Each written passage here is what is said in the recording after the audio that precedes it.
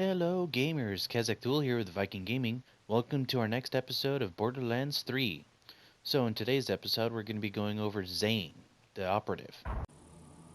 Now that we have access to our character, let's take a look at our skill tree. So we have 3 skills. We have the Sentinel, which sends out an automated sentinel drone that continuously flies through the environment and attacks enemies with its machine gun, which you can you can assign this to either L1 or R1, which means you can actually use it to replace your grenades. We have Digiclone, spawns a Digiclone of Zane. Zane stays in place but distracts and fires at enemies.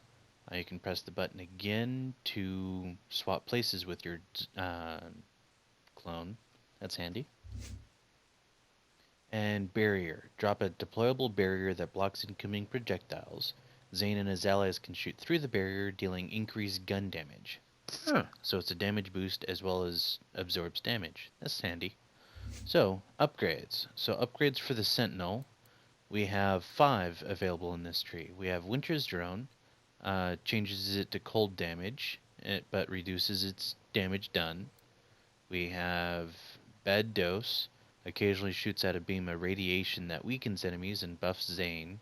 For every weakened enemy, his movement speed and fire rate is increased. Weakened enemies have decreased movement speed and attack speed. Okay. Doomsday. Sentinel adds a rocket pod to his primary weapons, allowing it to shoot rockets as well as a machine gun. Nice.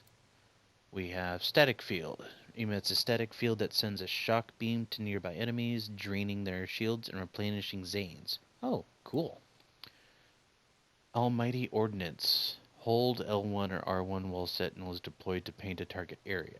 Fires a missile barrage at that area, and if an enemy is killed, Sentinel's duration is reset.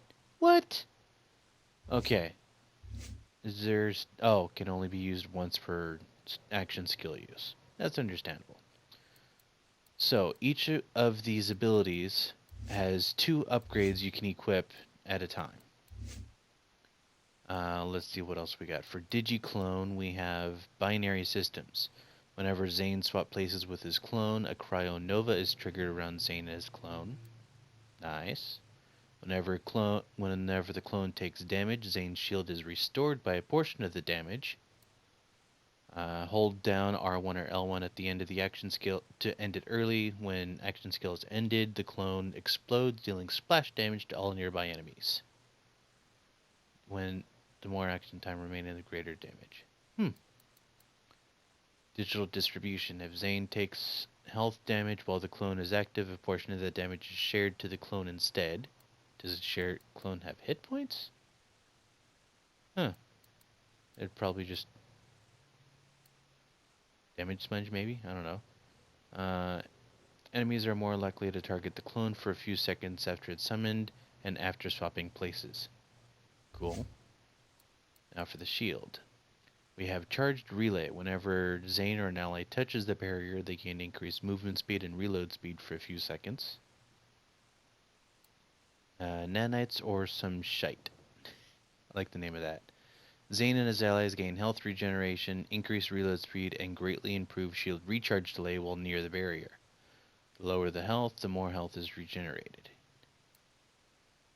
Retaliation. Zane and his allies near the barrier gain increased gun damage for a few seconds after the barrier takes damage. Deterrence field. Enemies that touch the barrier take shock damage and are staggered. All-rounder. Zane's barrier becomes a dome covering all sides. Oh, and it's got... Wait. Plus 20% cooldown. Does that mean it's 20% better or 20% worse? I don't have the experience in this on that ability to know that if either way, so maybe another video I can post how some of these skills work, but that is Zane and his abilities. I hope you liked today's episode. Please make sure to like and subscribe to the page. Thank you and have a good day.